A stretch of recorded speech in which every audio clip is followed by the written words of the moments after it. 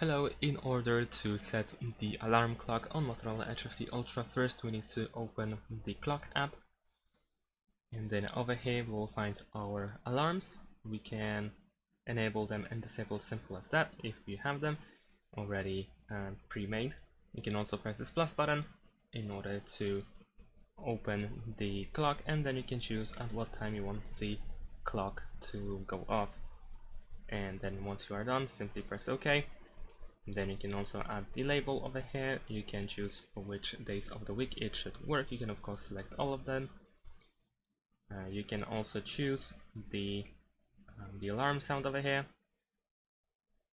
You can enable vibrations. You can even create the Google Assistant routine, and you can also delete the alarm clock later on if needed. And there we go, that's pretty much it. If you want to customize the clock, then of course you can tap on it, and then you can manage the clock one more time. Thanks for watching, leave a like and subscribe to my channel, and see you in my next videos. Bye!